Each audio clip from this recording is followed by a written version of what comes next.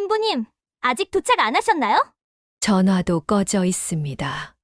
예물이랑 계약금, 봉투도 없어졌어요, 엄마. 20억짜리 신혼집, 예단, 예물, 우리가 준비한 모든 걸 챙긴 신부는 결혼식 날 흔적도 없이 사라졌습니다. 그날부터 우리 가족은 한편의 악몽을 살아야 했습니다. 살다 보면 참 별일을 다 겪습니다. 기쁨도 슬픔도 다 사람 손 타고 오고 가는 거라지만 그날처럼 가슴이 무너진 적은 없었어요. 나는 단 하나 남은 내 가족, 내 아들을 지키고 싶었습니다. 가진 것도 내세울 것도 없던 내 삶에 단 하나 자랑스러운 게 있다면 그 아이 하나였지요. 그렇게 평생을 다해 키운 아들이 사랑하는 사람을 만나 결혼을 하겠다고 했습니다. 나는 그저 아들의 행복을 빌었을 뿐이었어요.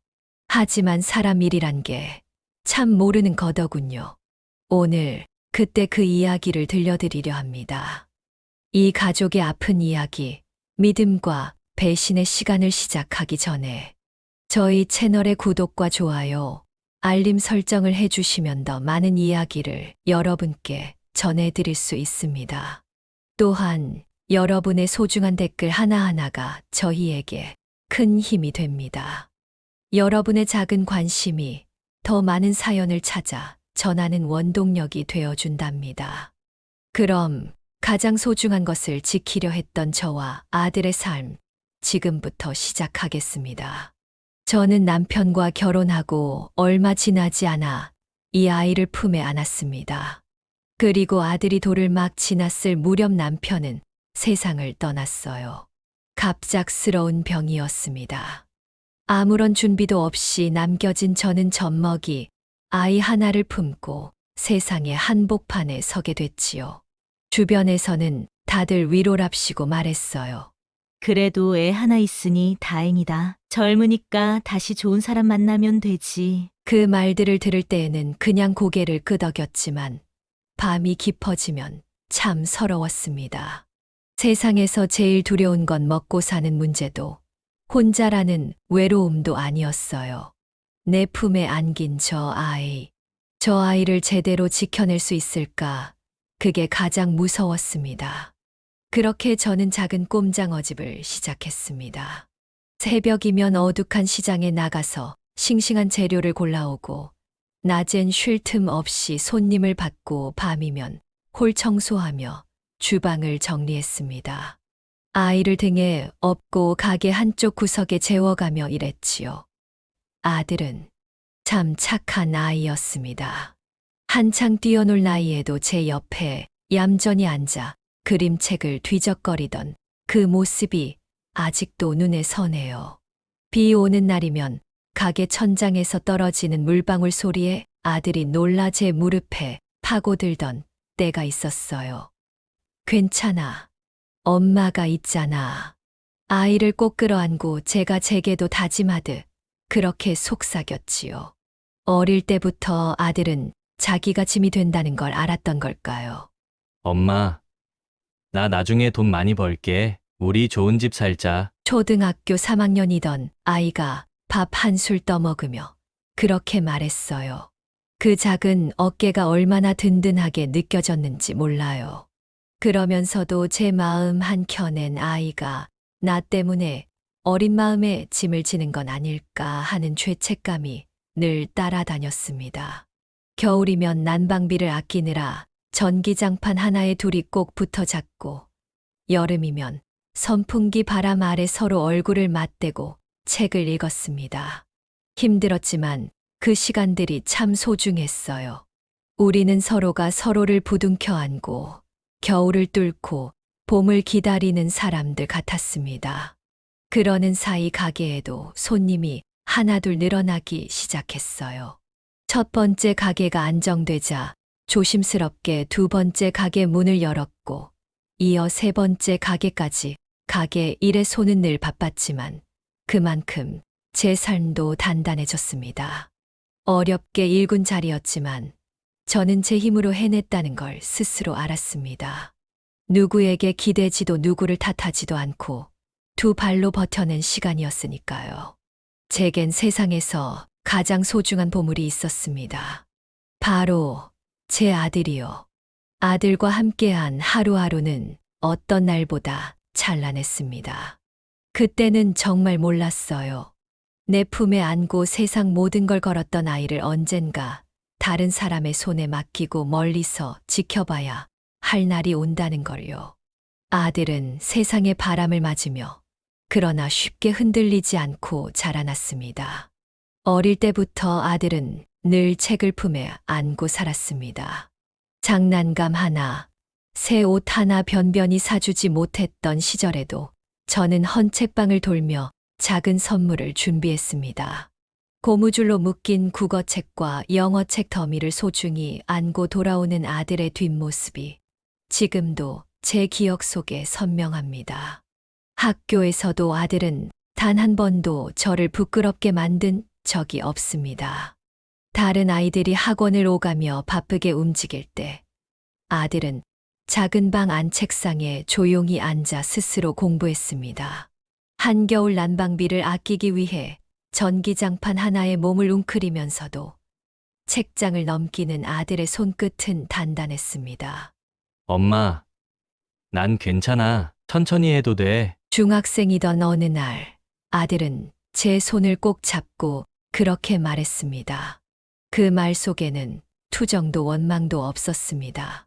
그저 제 어깨를 가볍게 해주고 싶은 아이의 따뜻한 마음만이 담겨 있었습니다. 고등학생이 되어서는 학교 수업을 마치고 편의점 아르바이트를 했습니다. 밤늦게 조용히 들어와 방문을 닫는 아들의 발소리가 저는 늘 마음 아팠습니다. 공부 하나만 하라고, 힘든 일은 자신이 하겠다고 말하고 싶었지만 그렇게 하지 않았습니다. 아들은 제가 시키지 않아도 스스로 해야 할 일을 아는 아이였으니까요. 시간이 흘러 아들은 결국 대기업 입사 소식을 들고 왔습니다. 합격 통지서를 쥐고 활짝 웃던 얼굴, 그 환한 빛을 나는 평생 잊지 못할 겁니다. 엄마, 이제 우리 조금은 편하게 살 수 있을 거야. 아들의 손에 쥐어진 번듯한 명함 한 자. 그 작은 종이가 제게는 세상 무엇보다 무겁고도 빛나는 선물처럼 느껴졌습니다. 그날 밤 저는 혼자 방 안에 앉아 조용히 눈물을 훔쳤습니다. 시장 골목을 땀범벅이 되어 뛰어다니던 시간들 불 앞에서 손이 터지도록 일하던 날들 모든 순간이 이 한 장의 명함 앞에서 다 녹아내리는 것 같았습니다. 아들은 첫 출근을 앞두고도 흔들림이 없었습니다. 낯선 양복을 다려 입고 새 구두를 조심스럽게 신고 거울 앞에 서서 넥타이를 매는 아들을 보며 저는 새삼 이 아이가 정말 다 커버렸구나 하는 생각을 했습니다. 첫 월급을 받은 날 아들은 작은 과일 바구니 하나를 들고 집에 찾아왔습니다. 엄마, 내가 번 돈으로 산 거야. 엄마 거야. 아들은 부끄러운 듯 바구니를 식탁 위에 내려놓았습니다. 탱글탱글한 사과와 귤, 바나나 몇 송이가 담긴 바구니였습니다. 저는 얼굴을 손으로 감싼 채 참았던 눈물을 쏟고 말았습니다. 아들은 어깨를 토닥이며 말했습니다. 왜 울어? 엄마, 나 아직 시작도 안 했어. 더 멋진 거 사줄게. 그날 저녁 우리는 그 과일을 하나하나 까먹으며 오랜만에 웃었습니다. 귤을 까던 아들이 작은 조각을 제 입에 쏙 넣어주며 웃었습니다. 엄마, 옛날에 시장 갈 때마다 귤 사달라고 조르던 거 기억나? 기억나지? 그때 너한테 하나 사주려고 내가 몇 번이나 계산대 앞에서 손에 쥔 거 다시 내려놨는지 몰라. 이제 내가 엄마한테 사줄게. 아들은 그렇게 말하며 손에 쥔 귤 조각을 또 내밀었습니다. 나는 그 조그만 조각 하나가 세상 그 무엇보다 달게 느껴졌습니다. 주말이면 아들은 짬을 내어 저를 데리고 재래시장에 갔습니다. 비좁은 골목을 나란히 걷다가 떡볶이, 냄새가 솔솔 나는 포장마차 앞에 멈춰 섰습니다. 엄마, 우리 여기서 떡볶이 먹고 가자. 어른 돼서도 떡볶이가 좋냐? 엄마랑 먹으면 맛있어. 둘이 앉아 떡볶이를 나눠 먹으며 지나가는 사람들을 구경했습니다. 장사꾼들의 호객 소리도, 이따금 스치는 바람도 그 모든 것이 그날따라 따뜻하고 좋았습니다. 아들은 때때로 제 손을 꼭 쥐었습니다. 어릴 적 비 오는 날 내 무릎에 파고들던 작은 손이 이제는 듬직한 어른의 손이 되어 제 손을 감쌌습니다. 아들은 회사 생활에 적응해갔고 작은 월급을 허투루 쓰지 않았습니다. 조금씩 저축을 하고 미래를 준비했습니다. 엄마, 아직 멀었지만 조금씩 다가가고 있어. 그 말이 저는 참 좋았습니다. 급하게 무언가를 이루려 하지 않고 한 걸음 한 걸음 제 길을 걸어가는 아들이 저는 참 대견했습니다. 시간은 빠르게 흘러 아들은 30을 바라보는 나이가 되었습니다. 주변에서는 하나둘 결혼 이야기가 오가기 시작했습니다. 직장에서도 친구들 사이에서도 가정을 꾸린 동료들의 이야기가 자연스럽게 오르내렸습니다. 그럴 때마다 아들은 웃으며 저를 바라보았습니다. 엄마, 조금 더 준비되면 가장 먼저 엄마한테 말할게. 저는 아들의 얼굴을 바라보며 속으로 생각했습니다. 이 아이도 이제 혼자만의 인생을 살 시간이 다가오고 있구나. 주말 저녁 아들과 마주 앉아 밥을 먹으며 가끔씩 눈길이 마주칠 때면 그 눈빛 안에 담긴 무언의 다짐 같은 것을 느낄 수 있었습니다. 한때 내 손을 꼭 잡고 세상을 무서워하던 아이가 이제는 스스로 걸어 나아갈 준비를 하고 있다는 것을. 그리고 저는 알았습니다. 아들의 삶은 이제 새로운 계절을 맞이하고 있다는 것을요. 엄마, 나 진지하게 만나는 사람이 있어. 그날 저녁 아들은 밥을 다 먹고 나서 조용히 말을 꺼냈습니다. 차를 따르던 제 손이 잠시 멈췄고 가슴 한켠에서 작은 파문이 일었습니다. 기대와 설렘, 그리고 아주 조금은 막연한 두려움이 뒤섞인 감정이었어요. 그래, 어떤 아이야? 저는 되도록 평온한 목소리로 물었습니다. 아들은 짧은 침묵 끝에 말을 이었습니다. 공무원이야. 7급. 성격은 야무지고 좀 똑 부러져. 처음엔 조금 차가운 줄 알았는데 알고 보니까 마음이 따뜻한 사람이야. 아들의 눈빛은 평소보다 훨씬 부드러워져 있었습니다.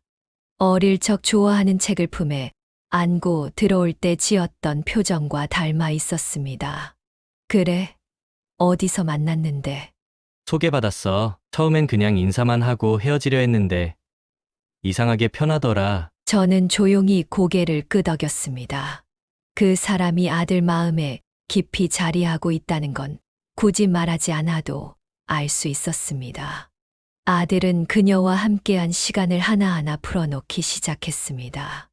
처음 만났던 카페에서 말이 없을 줄 알았던 그녀가 차가 식는 줄도 모르고 대화를 이어가던 날, 퇴근 후 분식집에서 먹은 떡볶이 맛까지도 또렷하게 기억하고 있었습니다. 그 사람은 내가 무슨 얘기를 해도 끝까지 들어줘. 괜히 기대고 싶어지게 만들어. 그 말에 저는 마음이 따뜻해졌습니다. 말을 듣는다는 건 정말 마음을 열고 있다는 뜻이니까요. 제 아들이 그런 사람을 만났다는 사실이 고마웠습니다. 며칠 후 아들은 다시 저에게 말을 꺼냈습니다. 엄마, 그 사람이 엄마를 꼭 한번 뵙고 싶대. 가슴이 순간 쿵 내려앉았습니다. 이제 정말 새로운 인연을 마주할 시간이 다가왔다는 걸 느꼈습니다. 그래, 만나자. 내 여자친구 엄마도 궁금했어. 저는 담담하게 대답했지만 속에서는 어딘가 모르게 조심스러운 긴장감이 번지고 있었습니다. 아들은 그녀에 대해 더 많은 이야기를 해주었습니다. 정리정돈을 잘하는 성격, 자기 일에 책임감을 갖고 최선을 다하는 모습, 그리고 무엇보다 가족을 소중히 여기는 사람이라는 점. 엄마, 그 사람은 가족 얘기할 때마다 눈빛이 달라져. 자기 부모님한테도 정말 잘해. 그 말에 저는 살짝 안도했습니다. 사람의 성품은 결국 가족을 대하는 태도에서 드러나는 법이지요. 어느 날 아들은 그녀에게서 받은 손편지를 조심스럽게 내밀었습니다. 엄마, 이거 한번 읽어봐. 사귄 지 100일 되는 날 받았어. 봉투엔 늘 고마운 마음이라는 문구가 적혀 있었고, 짧고 단정한 글씨로 채워진 편지에는 아들을 아끼는 따뜻한 마음이 고스란히 담겨 있었습니다. 저는 조용히 편지를 다 읽고 나서 고개를 끄덕였습니다. 세상에 누군가가 제 아들을 이토록 따뜻한 시선으로 바라보고 있다는 사실만으로도 가슴이 묘하게 벅차올랐습니다. 그날 밤 저는 잠들지 못하고 천장을 바라보았습니다. 아들이 커간다는 건 이제 제 손을 조금씩 놓기 시작했다는 뜻이겠지요. 하지만 그 떠남이 외면이 아니라 또 다른 삶의 시작이라는 걸 알기에 저는 조용히 눈을 감았습니다. 그래, 잘 만나고 있구나. 내 아들이 사랑도 책임도 함께 배우는 중이구나. 그 사실 하나로 마음이 가라앉았습니다. 주말이면 아들은 그녀와 함께 보내는 시간이 많아졌습니다. 그러면서도 틈틈이 집에 들러 자잘한 생필품을 챙겨주고 잔소리처럼 안부를 묻는 것도 잊지 않았습니다. 그런 아들의 모습을 보며 저는 흐뭇함과 쓸쓸함을 동시에 느꼈습니다. 이제 이 아이는 누군가에게 다정한 어른으로 성장해 가고 있다는 걸 느꼈기 때문입니다. 사랑은 그렇게 사람을 바꾸고 그 변화는 나눔을 통해 이어지며 사람을 더 단단하게 만들어주는 것이지요. 엄마, 혹시 부담돼? 내가 자꾸 얘기해서. 어느 날 아들이 조심스럽게 물었습니다. 아니, 내 얘기니까 좋아. 엄마는 내가 무슨 얘기를 해도 좋아. 아들의 눈동자가 순간 흔들렸습니다. 저는 그 눈을 보며 알았습니다. 이 아이는 이제 누군가를 사랑할 수 있는 마음을 갖게 되었고, 그 사랑을 통해 더 좋은 사람으로 자라나고 있다는 걸. 그리고 저는 그걸 지켜보는 것이 엄마로서 내가 해야 할 몫이라는 거요. 그런데 며칠 후 아들이 어딘가 머뭇거리며 제게 말을 걸었습니다. 엄마, 사실은 그 말투에서 평소와는 다른 기운이 느껴졌습니다. 아들이 무언가 말하기를 주저할 때는 늘 이유가 있었습니다. 저는 조용히 물컵을 내려놓고 아들의 얼굴을 바라보았습니다. 왜? 무슨 일 있어? 아들은 한참을 머뭇거리다 마침내 입을 열었습니다. 그 집에서 그러니까 여자친구 집에서 우리 집이 좀 부담스럽다고 했대. 그 순간 제 심장이 순간적으로 멎는 듯 했습니다.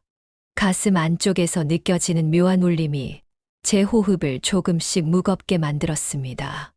홀어머니인 집안이라 좀 걱정된다고 했다고 하더라고. 그 말 한 줄이 제 머리 안에서 몇 번이고 메아리 쳤습니다. 아들은 제 표정을 조심스럽게 살피고 있었습니다. 그 눈빛이 오히려 더 깊게 박혔습니다. 저는 입꼬리를 끌어올리며 말했습니다. 그럴 수도 있지. 걱정될 수도 있어. 혼자 키웠으니까. 목소리는 담담했지만 속에서는 바람처럼 서늘한 기운이 올라왔습니다. 아들은 그제야 작게 숨을 내쉬었습니다. 그냥 혹시 엄마가 상처받을까봐 미안해. 저는 고개를 저었습니다. 그런 말에 상처받을 엄마였으면 내가 여기까지 클 수 있었겠니?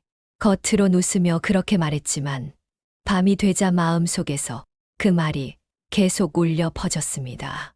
상견례 날짜가 정해졌다는 말을 들었을 때 나는 무심한 척 고개를 끄덕였지만 심장은 그 순간부터 서서히 박자를 놓기 시작했습니다. 다음 주 일요일 어때? 그쪽 부모님도 괜찮대. 아들의 말에 나는 식탁에 손을 올린 채 가볍게 웃었습니다. 그래, 다음 주면 좋지.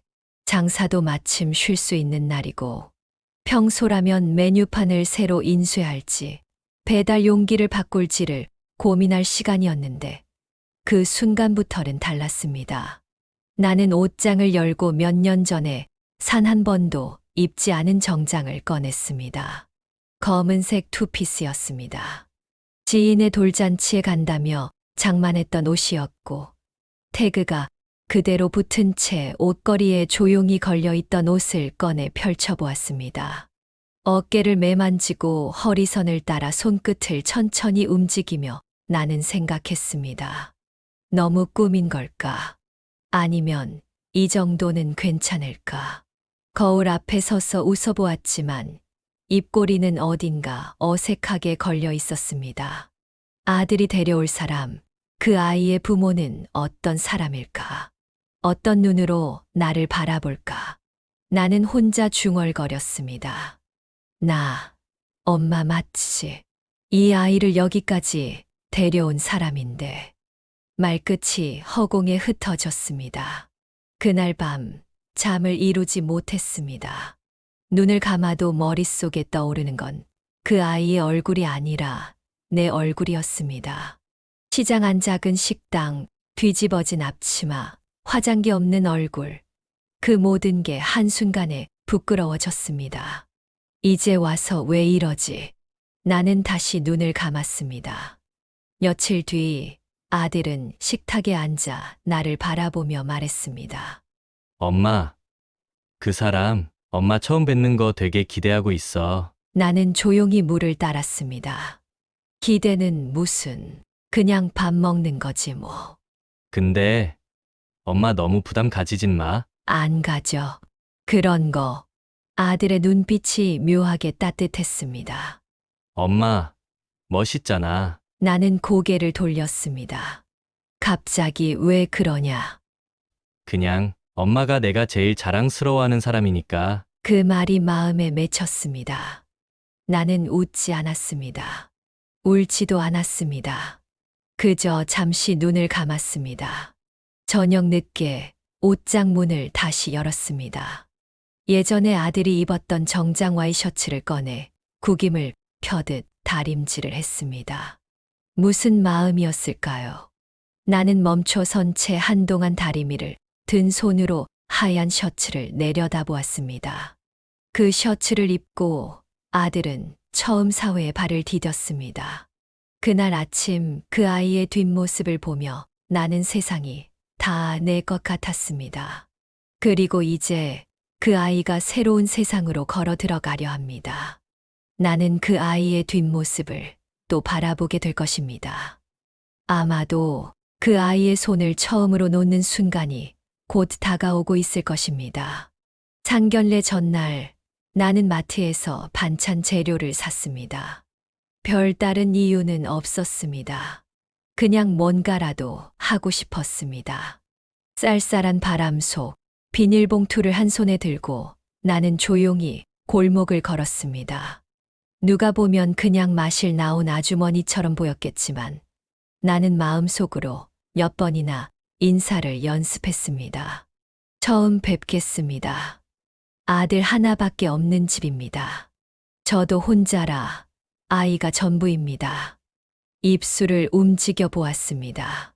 부족한 게 많지만 서로 잘 지켜보면서 지내보면 좋겠지요. 그 말이 잘 안 나왔습니다. 왜 이렇게 간단한 말도 이렇게 어렵게 느껴지는 걸까요? 나는 그날 밤 스스로 다짐했습니다. 무엇이 내게 다가와도 나는 내 자리에서 흔들리지 않겠다고. 나는 이 아이를 누구보다 잘 알고 누구보다 깊게 사랑해온 사람이니까. 내가 살아온 시간은 결코 부끄러운 게 아니니까. 식당 앞에 도착했을 때 먼저 와 있던 아들과 여자친구, 그리고 그녀의 부모가 입구 근처에 서 있었습니다. 아들은 밝게 웃으며 다가와 제 손을 꼭 잡았습니다. 그 손끝에서 긴장감이 전해졌습니다. 긴장된 건 아들도 마찬가지라는 걸 그 눈빛을 보고 알 수 있었습니다. 여자친구는 제게 다가와 살짝 허리를 숙이며 인사했습니다. 어머님, 안녕하세요. 오늘 이렇게 인사드리게 되어 정말 기뻐요. 예상보다 정중한 말투였고 미소도 나쁘지 않았습니다. 말끝에 떨림이 조금 묻어 있었지만 그게 오히려 진심처럼 느껴졌습니다. 저는 고개를 끄덕이며 미소로 답했습니다. 그래, 만나서 반가워요. 아들이 많이 좋아하더라고요. 그녀는 수줍게 웃었습니다. 그 모습만큼은 가식이 느껴지지 않았습니다. 그래서일까요? 처음엔 그녀보단 오히려 그 부모의 표정이 더 눈에 들어왔습니다. 여자의 부모도 인사를 하며 자리로 안내했습니다. 얼굴에는 웃음이 있었지만 그 웃음은 입꼬리만 움직이고 있었습니다. 눈은 시종일관 가늘게 뜨인 채 주변을 빠르게 훑었고 손짓 하나, 고개 끄덕임 하나까지 조심스럽게 계산된 듯 보였습니다.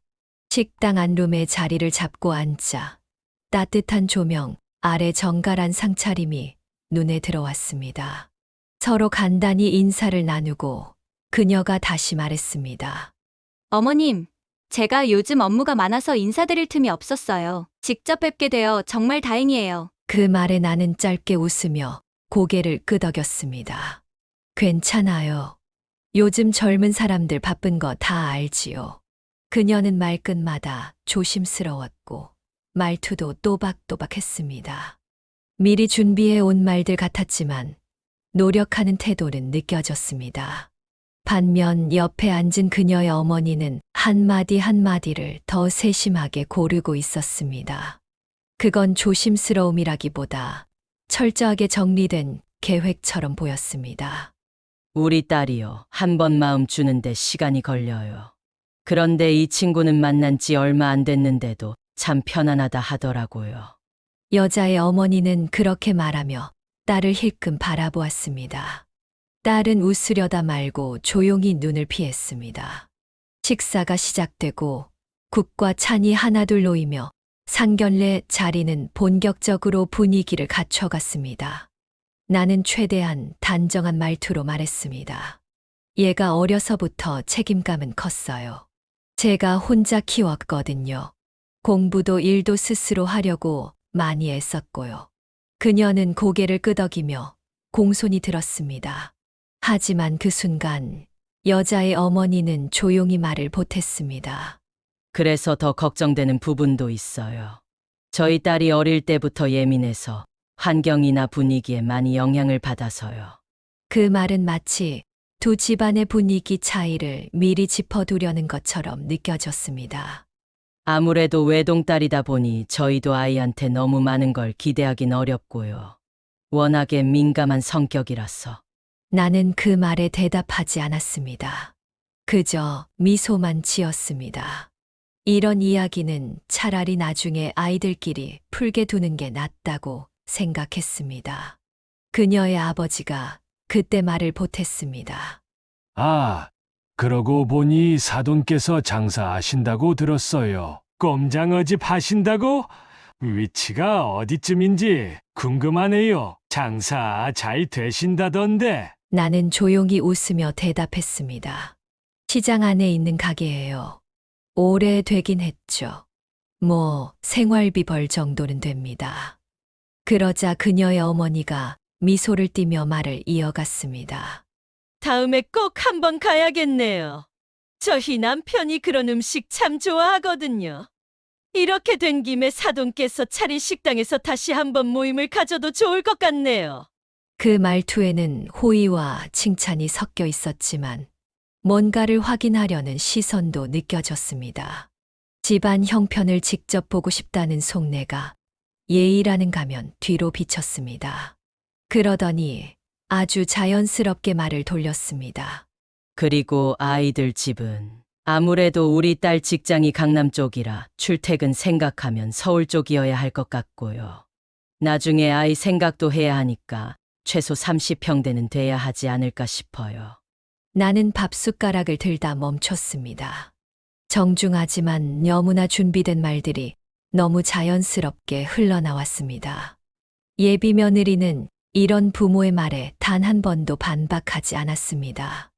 그저 묵묵히 듣고 있을 뿐이었습니다. 시선을 돌리거나 입술을 깨무는 모습도 보였습니다. 그런 예비 며느리의 태도에 저는 잠시 혼란스러워졌습니다. 이 상견례 자리는 축복이 아니라 검토처럼 느껴졌습니다. 이 집안이 얼마나 준비돼 있는지를 조용히 채점하듯 바라보는 시선. 식사가 끝날 무렵 여자친구가 내게 다시 고개 숙이며 말했습니다.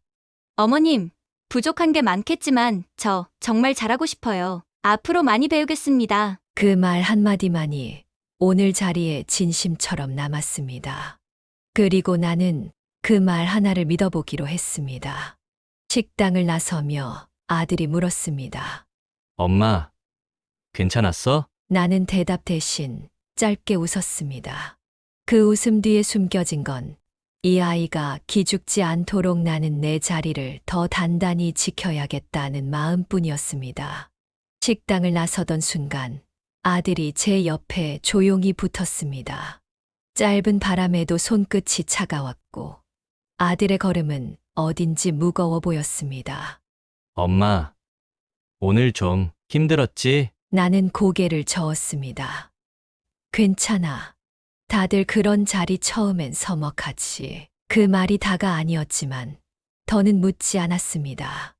아이 얼굴에도 말 못한 무언가가 얹혀 있다는 걸 느낄 수 있었으니까요. 상견례가 끝난 지 며칠 뒤였습니다. 아들은 요즘 유난히 말이 없었습니다.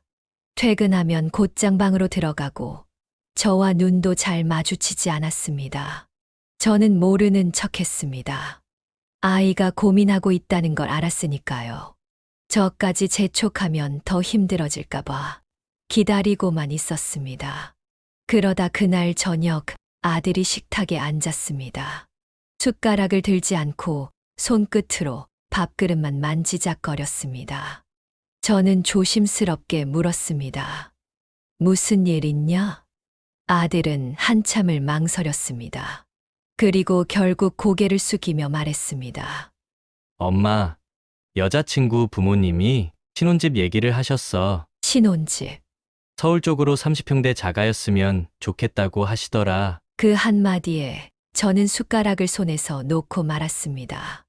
숟가락이 식탁에 부딪히며 짧은 소리를 냈습니다. 자가 30평대. 아들은 고개를 끄덕였습니다. 여자친구도 부담스럽다고 했어. 부모님이 너무 앞서 나가신 거래. 저는 아무 말도 하지 못했습니다. 서울 30평대 아파트, 아무리 외곽이어도 최소 20억은 넘는 금액이지요. 계약금만 해도 2억 이상일 텐데 제 손에 쥔 돈으로는 엄두도 못 낼 금액이었습니다. 엄마, 나도 놀랐어. 부담 크다는 거 여자친구도 알고 있어. 그 말이 위로가 되지 않았습니다. 그건 시작일 뿐이라는 걸 저는 본능적으로 알 수 있었습니다. 그날 밤 저는 장부를 펼쳤습니다. 시장 안 꼼장어 집 3곳. 그동안 어떻게든 외상 없이 꾸준히 유지해온 매출과 거래처, 내역이 빼곡히 적혀 있었습니다. 계산기를 눌러보니 계약금만 해도 감당하기 힘든 금액이더군요. 20억. 숫자 하나하나가 저를 압도했습니다. 내가 지난 20년 동안 쌓아올린 모든 것이 서울 아파트의 가격 앞에서는 먼지처럼 느껴졌습니다. 다음 날 은행에 갔습니다. 늘 거래하던 지점이었고 창구 직원도 저를 알아봤습니다. 대출 상담이요? 고민이 좀 있어서요. 직원은 모니터를 확인하고 계산기를 두드렸습니다. 사업장 소득은 안정적이세요. 그런데 담보 제공이 어려워서 신용대출로는 8천 정도가 최대입니다. 이자율은 6%대고요. 8천. 20억 앞에서는 정말 먼지 같은 금액이었습니다. 혹시 담보 대출은 가능할까요? 담보로 잡을 부동산이 필요합니다. 그 순간 제 머릿속에 떠오른 건 지금 살고 있는 집이었습니다. 아들과 함께 쌓아온 추억이 깃든 우리의 집이었습니다. 조금 더 생각해 보겠습니다. 은행을 나서며 시장 골목으로 향했습니다. 가게 앞에 도착했을 때 단골 손님이 반갑게 인사를 건넸습니다. 사장님, 아들 장가 간다며? 축하해요. 네, 감사합니다. 하지만 그 순간 시장 건너편에서 결혼식 청첩장을 돌리는 젊은 부부가 보였습니다. 그 부부도 언젠가는 부모의 기대와 부담 속에서 이런 과정을 겪었겠지요. 그들은 웃고 있었습니다. 그 웃음 속에 얼마나 많은 고민과 갈등이 있었을까 생각했습니다. 그날 밤 아들은 제 방 앞에서 머뭇거리다 문을 열었습니다. 엄마, 너무 무리되면 말해줘. 여자친구도 부모님께 부담 크다고 말씀드렸어. 꼭 자가일 필요 없다고. 저는 아들의 손을 잡았습니다. 그 손이 어릴 적처럼 따뜻했습니다. 내가 사랑하는 사람이라며. 아들은 놀란 눈으로 저를 바라보았습니다. 엄마가 할 수 있는 만큼 해볼게. 엄마, 내가 행복하면 돼. 엄마는 그걸로 충분하다. 잠들기 전 저는 장부에 20억이라는 숫자를 적었습니다. 그리고 속으로 되뇌었습니다. 이건 희생이 아니다. 내가 사랑하는 아들의 선택을 존중하는 거다. 아직 희망은 있었습니다.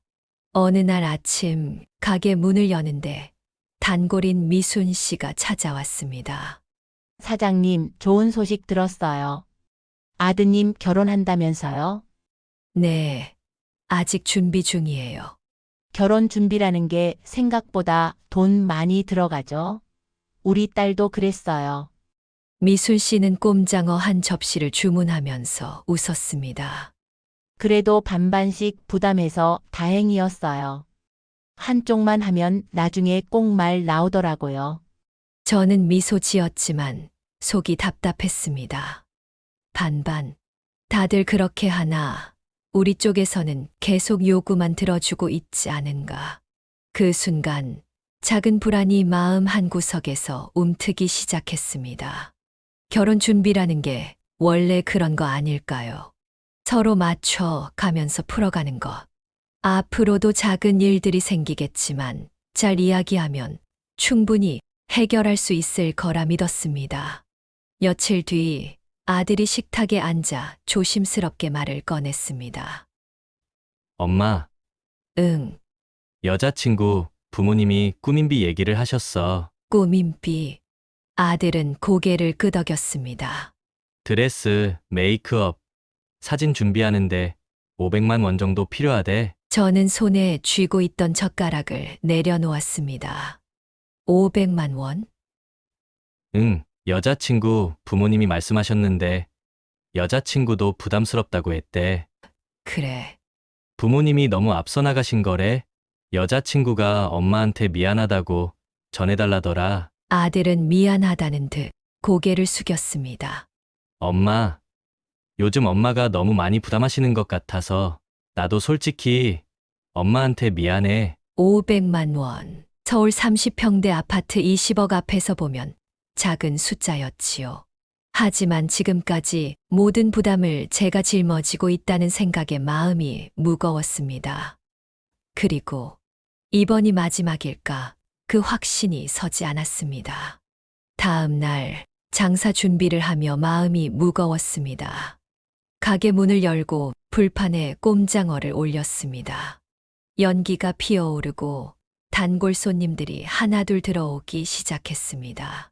사장님, 아드님 결혼 준비 잘 돼가요? 네, 준비하고 있어요. 결혼 준비라는 게 돈보다 마음이 중요하잖아요. 우리 딸 결혼할 땐 서로 반반씩 부담했어요. 저는 미소 지었지만 속은 답답했습니다. 반반. 그 말이 마음에 걸렸습니다. 옆 가게 사장님이 다가왔습니다. 사장님 한쪽이 다 하면 나중에 꼭 말 나와요. 우리 언니 딸도 신랑이 다 해줬다가 시댁떡만 본다며 말 나오더라고요. 저는 대답하지 못했습니다. 그 조언이 자꾸 마음에 걸렸습니다. 며칠 뒤 예비 며느리가 케이크 상자를 들고 집으로 찾아왔습니다. 작은 케이크였지만 정성스러워 보였습니다. 어머님, 엄마 몰래 준비했어요. 너무 죄송해서. 무슨 케이크를? 저희 엄마가 너무 무리한 말씀을 드린 것 같아서요. 제가 잘못했어요. 그녀는 눈을 맞추며 진심을 담아 말했습니다. 하지만 그 말은 이상하게 가벼웠습니다. 괜찮다. 다들 결혼 준비하면서 이런저런 얘기 나오는 거 아니겠니? 그녀는 고개를 끄덕이며 눈물을 글썽였습니다. 하지만 이어진 예비 며느리의 말에 저는 조금 놀랐습니다. 엄마 아빠가 앞서가신 건 맞는데요. 그래도 결혼 준비는 다들 이런 거라더라고요. 이런 거. 친구들도 꾸민비나 예물은 신랑 쪽에서 했대요. 엄마가 그런 얘기 듣고서 그냥 자연스럽게 말씀하신 거예요. 아들은 옆에서 조용히 숨을 내쉬었습니다. 그녀의 말투는 사과하는 듯 했지만 이미 이 부담은 우리 몫으로 정해진 것처럼 들렸습니다. 그날 밤 아들과 마주 앉았습니다. 아들은 한참 동안 말이 없었습니다. 엄마, 응, 정말 고마워. 여자친구도 엄마한테 너무 감사하대. 괜찮다. 근데 엄마, 앞으로 부담 너무 크면 꼭 말해줘. 저는 고개를 저었습니다. 내가 사랑하는 사람이라며 내가 행복하면 그걸로 됐다. 아들은 제 손을 잡았습니다. 엄마, 결혼하면 엄마 좋은 집 해드릴게. 진짜야. 저는 웃었습니다. 됐어. 내가 행복하면 그걸로 충분해. 하지만 마음 한구석에서 질문이 떠올랐습니다. 왜 부담은 자꾸 우리 쪽으로만 향할까? 이게 정말 서로 맞춰가는 결혼일까? 아들은 여자친구 부모님께 따로 이야기하겠다고 했습니다. 엄마, 너무 걱정 마. 여자친구 부모님도 우리 사정을 이해해 주실 거야. 저는 아무 말도 하지 않았습니다. 믿고 싶었지만 믿을 이유가 점점 사라지고 있었습니다. 장부는 펴지 않았습니다. 숫자는 이제 감정의 무게를 설명해 주지 않았으니까요. 내가 지키고 싶은 건 돈이 아니라 아들의 마음이었습니다. 며느리가 케이크를 들고 다녀간 뒤로 분위기는 한결 부드러워졌습니다. 아들도 여자친구도 나를 대하는 태도가 더 살가워졌지요. 꾸민비 문제도 생각보다 쉽게 넘어갔습니다. 여자친구는 고맙다며 인사를 건넸고 아들은 오랜만에 밝은 얼굴로 웃었습니다. 이 결혼 이제 잘 풀리겠구나. 저는 마음속으로 그렇게 생각했습니다. 이번엔 진짜 서로 맞춰가는 거겠지. 그러나 그 평화는 오래 가지 않았습니다. 며칠 뒤 아들은 식탁에 앉아 국만 바라보고 있었습니다. 숟가락을 들지 않은 채였습니다. 엄마, 왜? 아들은 한숨을 쉬며 조심스럽게 말했습니다. 엄마, 예물 예단은 어떻게 할까요? 그 말에 손에 쥐고 있던 젓가락을 내려놓았습니다. 예물 예단.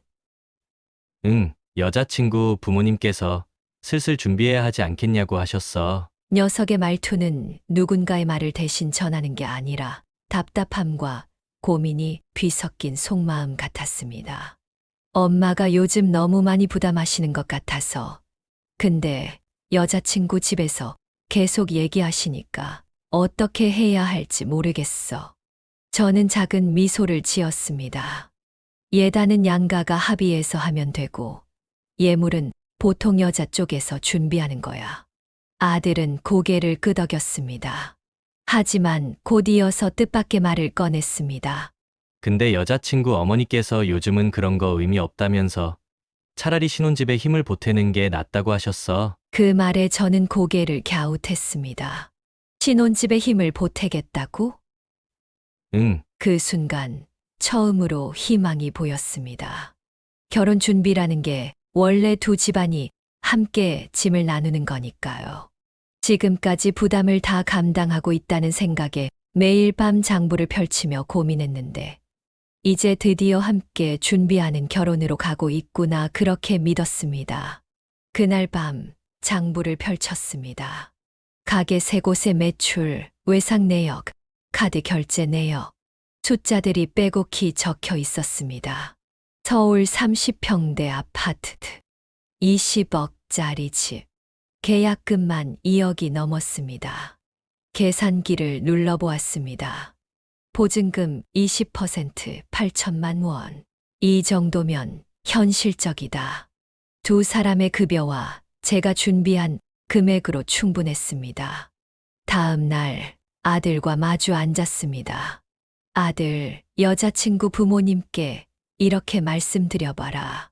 뭐라고요? 신혼집 보증금 20% 정도만이라도 여자 쪽에서 부담하면 어떨까? 한 8천만 원 정도. 아들은 놀란 듯 눈을 크게 떴습니다. 보증금? 그래. 반전 새로 시작하면 충분하고 너희 둘 급여도 있고 처음부터 그렇게 큰 집으로 시작해야 하겠니? 내 아빠도 나도 작은 집에서 시작해서 지금까지 왔어.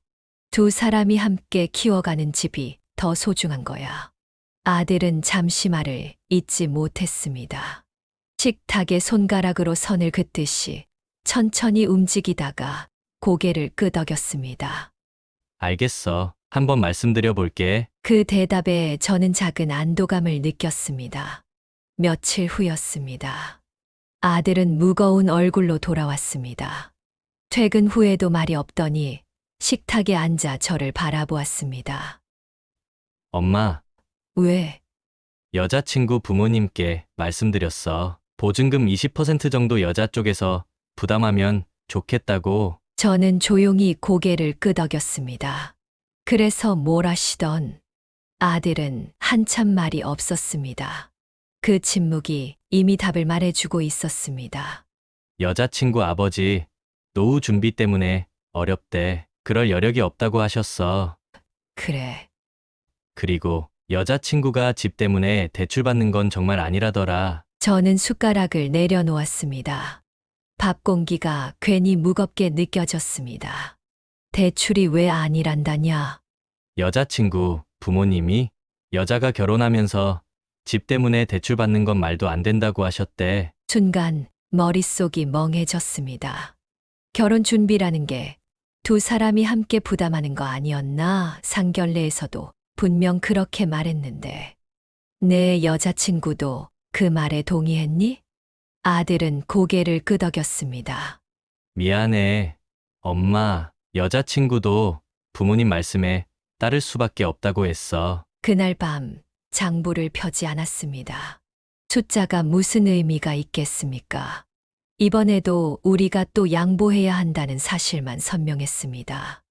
다음 날 아들과 단둘이 마주 앉았습니다. 아들은 숟가락을 들다 말고 조용히 말했습니다. 엄마, 저희 결혼 하지 말까요? 그 말에 가슴이 철렁했습니다. 내가 사랑하는 여자라며.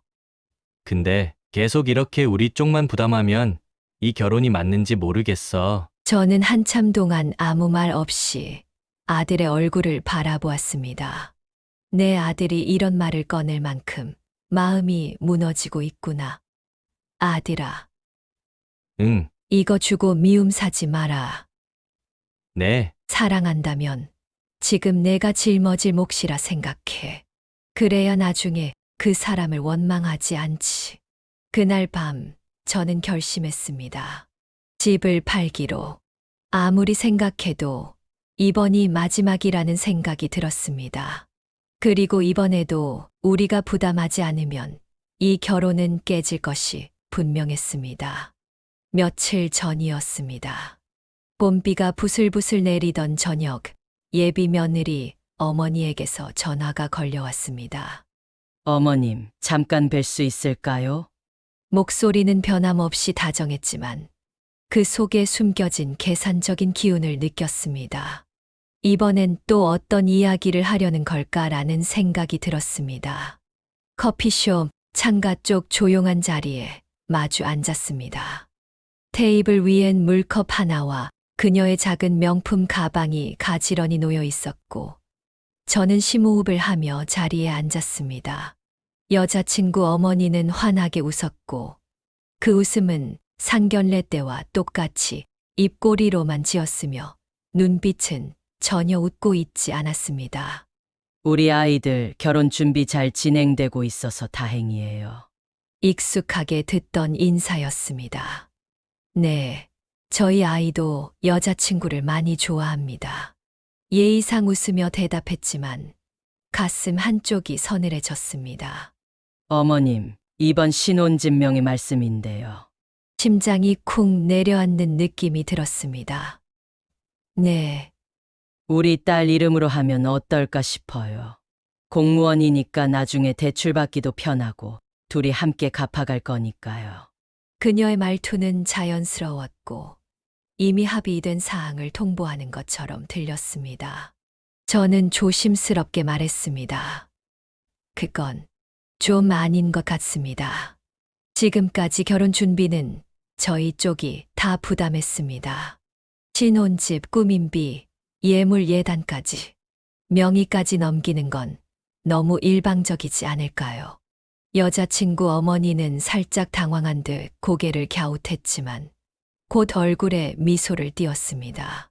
어머님, 요즘 젊은 사람들은 다 그렇게 해요. 괜히 예민하게 받아들이실 필요 없어요. 그런가요? 숨이 막히는 기분이었습니다. 그녀는 컵받침 위에 손가락으로 원을 그리듯 움직이며 말을 이었습니다.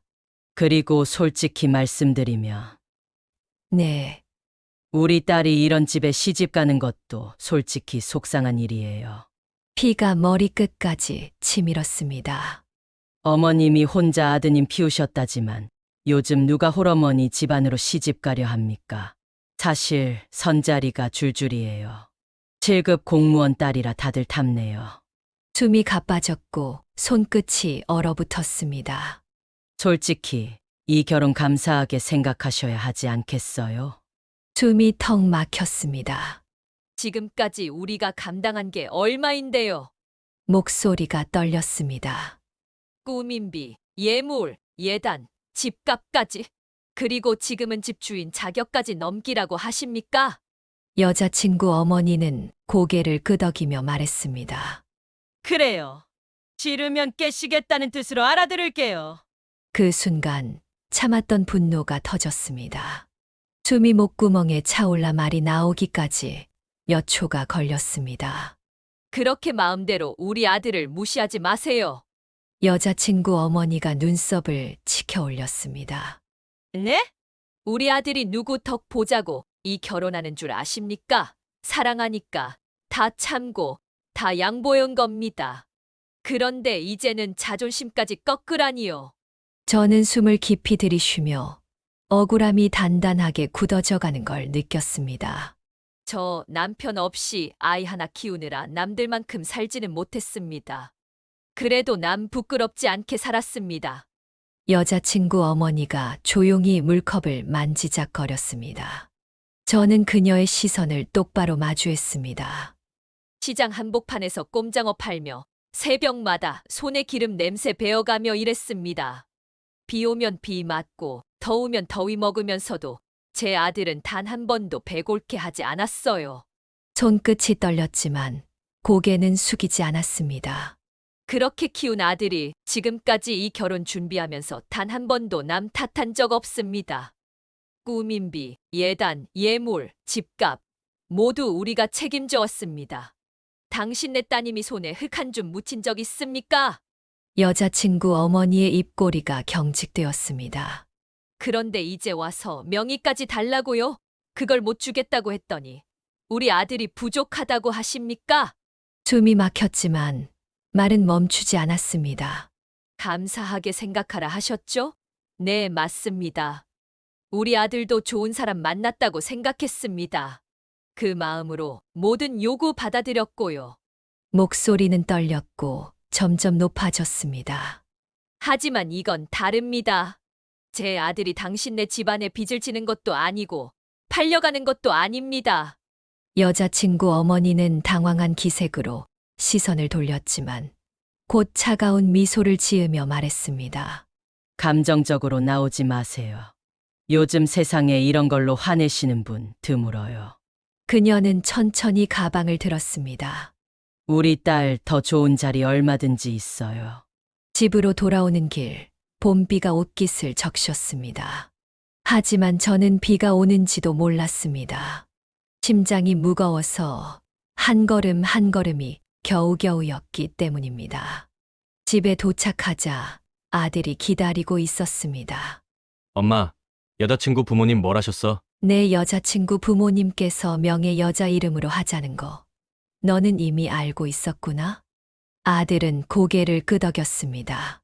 처음엔 반대했어. 근데 여자친구가 공무원이고 앞으로 둘이 함께 갚아갈 거라니까. 그럼 보증금 일부라도 여자 쪽에서 부담하겠다는 이야기는 있었니? 아들은 말없이 고개를 숙였습니다. 또 우리가 다 부담해야 한다는 거네. 아들은 입술을 깨물었습니다. 엄마, 미안해. 내가 너무 부족해서 이런 상황이 된 것 같아. 그 말에 가슴이 철렁했습니다. 내가 부족한 게 아니다. 내가 착한 거다. 그 말을 꺼내려 했지만 목이 메어 나오지 않았습니다. 그날 밤 아들은 식탁 앞에 앉아 아무것도 먹지 않았습니다. 국만 바라보다 결국 한 숟가락도 뜨지 못하고 방으로 들어갔습니다. 저는 문 앞에 밥상을 가져다 놓았지만 아들은 끝내 문을 열지 않았습니다. 잠시 뒤 방에서 아들의 목소리가 들렸습니다. 엄마, 나 이 결혼 그만둘게. 목소리는 단호했지만 그 안에 담긴 미련은 너무나 선명했습니다. 말뿐이란 걸 안다. 내 마음, 엄마가 다 안다. 밤새 아들의 방 앞에 앉아 있었습니다. 문 너머로 아들의 숨소리, 뒤척이는 소리가 들렸습니다. 아들은 말로는 포기했지만 마음은 아직 아니었습니다. 새벽 저는 조용히 방으로 돌아와 장부를 펼쳤습니다. 하지만 숫자는 보이지 않았습니다. 지금까지 감당한 금액이 무슨 의미라. 계약금, 예물, 예단, 꾸민비 모든 숫자가 이제는 의미 없었습니다. 눈을 감고 아들이 초등학교 3학년 때 했던 말이 떠올랐습니다. 엄마, 나 나중에 돈 많이 벌게. 우리 좋은 집 살자. 그 작은 어깨가 얼마나 든든하게 느껴졌던지요. 그러면서도 마음 한켠엔 아이가 나 때문에 어린 마음에 짐을 지는 건 아닐까 하는 죄책감이 늘 따라다녔습니다. 지금도 마찬가지였습니다. 이번엔 제가 짐을 덜어줘야 했습니다. 그래, 이 마지막까지 넘기자. 내 아들이 더는 무너지지 않게. 다음 날 아침 아들은 얼굴이 창백한 채 식탁에 앉았습니다. 저는 조용히 말했습니다. 신혼집, 여자 이름으로 해라. 아들은 눈을 크게 떴습니다. 엄마, 정말? 고생했다. 이번이 마지막이다. 아들은 울음을 참듯 고개를 숙였습니다. 저는 식탁 위에 놓인 장부를 바라보았습니다. 계산이 끝난 숫자들이 빼곡했지만 돈보다 더 무거운 건 아들이 이 결혼에서 받은 상처였습니다. 솔직히 저는 이 결혼을 더 이상 원하지 않았습니다. 돈을 내는 것도 그 집에 우리 아들을 보내는 것도 싫었습니다.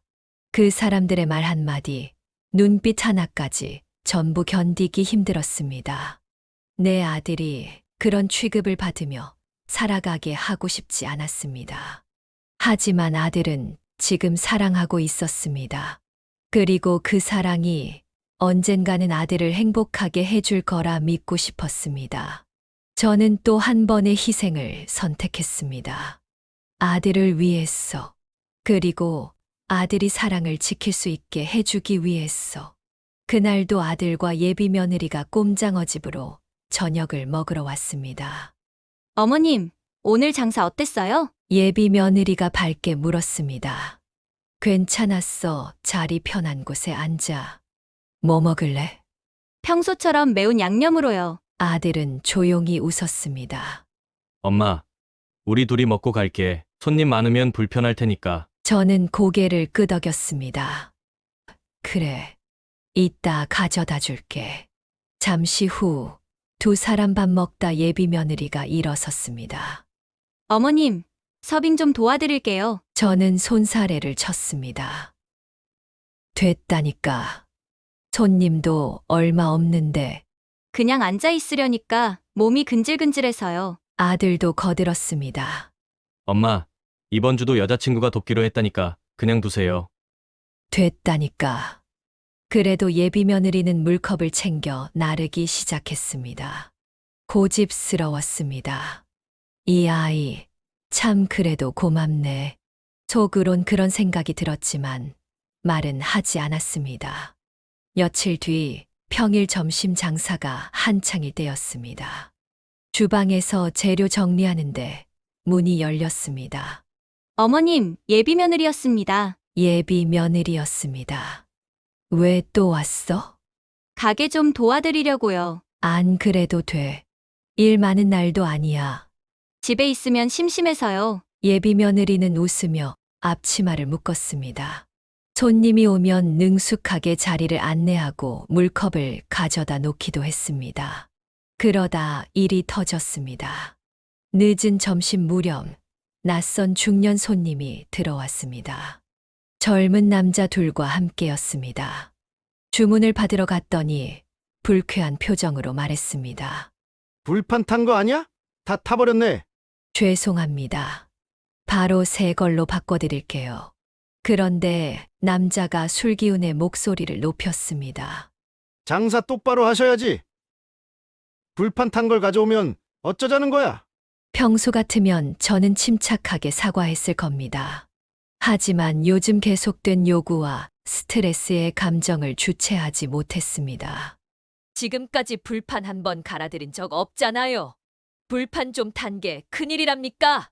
목소리가 높아졌습니다. 스스로도 놀랄 정도였습니다.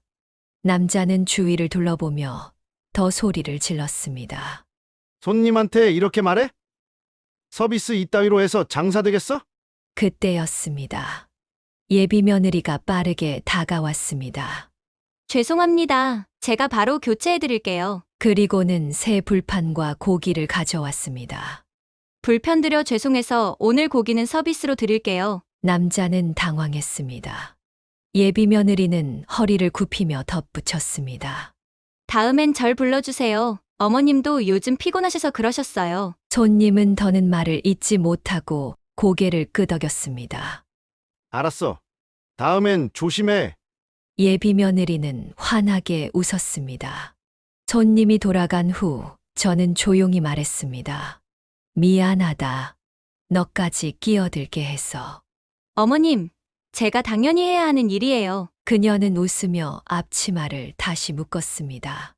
나는 왜 이렇게 예민해졌을까? 평소라면 별일 아니었을 텐데. 스스로가 한심했습니다. 주변 사람들도 예비 며느리를 칭찬했습니다. 사장님 며느리 복 터졌네. 이런 며느리 어디서 데려왔어요? 살다 보면 사람은 겪어봐야 안다고들 하는데 아직 조심스러운 건 사실이었지만 예비 며느리의 모습에 마음 한 구석이 슬며시 움직이기 시작했습니다. 그날 이후 예비 며느리는 다른 날에도 종종 가게를 도왔습니다. 저 그냥 앉아있기 답답해서요. 그 말만 남긴 채였습니다. 어느 날 오후였습니다. 점심시간이 끝나갈 무렵 어르신 한 분이 오셨습니다. 혼자 왔는데 자리 있나? 직원들은 점심 손님 치우느라 정신이 없었습니다. 예비 며느리가 곧장 의자를 가져다 드렸습니다. 여기 앉으세요. 제가 물 떠다 드릴게요. 어르신은 웃으며 말씀하셨습니다. 요즘 젊은 사람 치곤 싹싹하네. 복 받겠어. 그 순간 가슴이 뭉클했습니다. 며느리는 매주 꼭 오겠다고 약속하지 않았습니다. 대신 시간이 날 때마다 주말이면 짐을 싸들고 가게로 왔습니다. 며칠 뒤 아들과 예비 며느리가 함께 가게에 왔습니다. 엄마, 우리 집 계약하면 등본만 가져가면 되는 거지? 그래, 등본이랑 인감증명서 준비하면 돼. 두 사람은 테이블에 앉아 속닥거리며 이야기했습니다. 등본 떼어야겠다. 당신 이름으로 등기 바꾸려면. 그럼 나도 신분증 준비해야 해? 응, 같이 가면 돼. 아들은 며느리와 등본을 보며 서로 웃었습니다. 둘이 속닥거리며 신혼집 계약 이야기로 설레는 모습에 나도 모르게 미소가 지어지면서도 가슴이 찡했습니다. 그래, 이제 진짜 출발이구나. 예비 며느리는 식사를 마친 뒤 다가와 말했습니다. 어머님, 결혼하면 저희 집에도 자주 놀러 오셔야 해요. 매주 밥 먹어요. 어머님 음식이 제일 맛있어요. 처음엔 그런 말도 어색해하던 아이가 이제는 살갑게 애교를 부렸습니다. 그날 밤 장부를 펼쳤습니다. 계약금, 꾸민비, 예단, 예물, 기타 잡비 숫자가 빼곡했습니다. 아직 부족했습니다. 결국 제가 살던 집을 줄이기로 결심했습니다. 남편과 함께 장만했던 집. 남편이 살아있을 때 마루에서 아들이 장난감을 굴리던 모습이 떠올랐습니다. 우리 이 집 지붕 낮아도 포근하다. 남편이 웃으며 했던 말이 귀에 맴돌았습니다. 남편이 떠난 뒤 이 집은 우리 둘의 세상이었습니다. 아들이 장가가면 나 혼자 이 큰 집에 있을 이유도 없었습니다. 며칠 뒤 부동산에 집을 내놓았습니다. 저녁 무렵 초인종이 울렸습니다. 사장님 부동산이에요. 집 보러 왔습니다. 아들이 부랴부랴 문으로 달려갔습니다. 엄마, 부동산에서 올 일이 뭐가 있어? 우리 집 파는 거야? 왜? 나 때문이지? 아니야. 엄마, 정말이야? 왜 말을 안 했어? 내가 알면 걱정할까봐. 그리고 내가 장가가면 엄마 혼자 이 집에 뭐 하러 있겠니? 아들은 목소리를 높였습니다. 엄마, 나 결혼한다고 집까지 팔 필요 없어. 괜찮아. 엄마가 결정한 거야. 너 걱정 말고 결혼 준비만 해. 이번이 마지막 희생이라는 생각을 하며 저는 고개를 끄덕였습니다. 그날 밤 가게 마감 정리를 하러 갔더니 며느리가 이미 가게 안을 닫고 있었습니다. 어머님, 오늘은 제가 청소 다 했어요. 다음엔 그렇게까지 안 해도 돼. 아니에요. 이 집처럼 가게도 저한테 소중하니까요. 그 말을 듣고 저는 처음으로 며느리의 등을 토닥였습니다. 그래, 고맙다. 그 아이가 이젠 우리 가족으로 느껴졌습니다. 며칠 전 일이었습니다. 예비 며느리가 또 가게를 도우러 왔습니다. 어머님, 오늘 고기 배달 들어오나요? 응, 아까 들어왔어. 그럼 제가 재워둘게요. 예비 며느리도 이젠 제법이었습니다. 처음엔 서툴렀지만 이제는 주방 동선까지 익숙하게 움직였습니다. 주변 단골 손님들도 그녀를 보면 사장님 며느리감이라며 칭찬했습니다. 그날따라 가게 뒷정리를 하며 마음이 조금 놓였습니다. 그래, 많이 변했어. 이제 믿어도 되겠지. 그렇게 생각했습니다. 홀 한켠 평소 같으면 눈에 들어오지 않던 가방이 보였습니다. 직원 대기석 옆 예비 며느리가 두고 간 작은 가방이었습니다. 장사 준비에 정신이 팔려 눈에 들어오지 않았는데 오늘따라 가방 지퍼가 살짝 열려 있었습니다. 그 순간 작은 서류 뭉치가 삐져나와 있었습니다. 등본인가 싶어 다가갔습니다. 결혼 준비하면서 서류들이 많아졌으니까요. 서류를 꺼내려는 순간 제목이 눈에 들어왔습니다. 주택담보대출 신청서. 대출금 3억 2천만 원 채무자 김다연. 서류에는 있어선 안 될 예비 며느리 이름이 적혀 있었습니다. 손끝이 굳었습니다. 심장이 먹먹해졌습니다. 어머님, 제가 할게요. 예비 며느리가 다급히 다가와 서류를 낚아챘습니다. 예비 며느리가 다급히 다가와 서류를 낚아챘습니다. 이게 뭐니? 목소리가 떨렸습니다. 그건 그냥 은행 상담 받으려던 거예요. 어머님 부담 덜어드릴까 해서 확정된 건 아니에요. 목소리가 급히 떨렸습니다. 눈빛이 흔들렸습니다. 그 순간 아들이 다가왔습니다.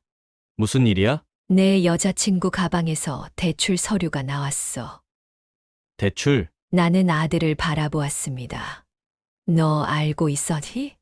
아들은 놀란 얼굴로 예비 며느리를 바라보다 고개를 저었습니다.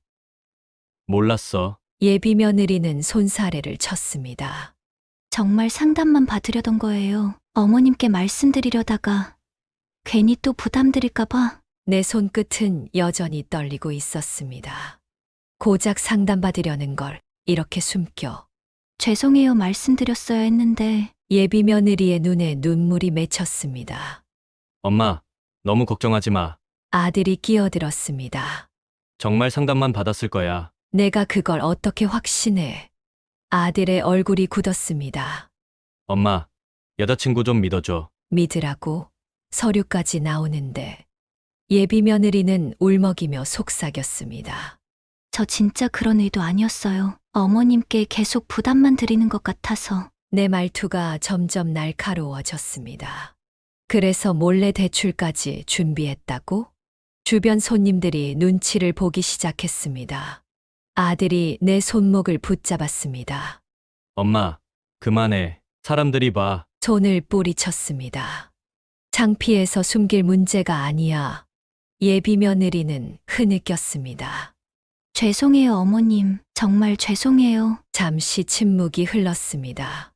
장사 끝났다. 오늘은 그만하자. 말을 남기고 가게 문을 닫았습니다. 집에 돌아오는 저를 아들은 말없이 나를 따라왔습니다.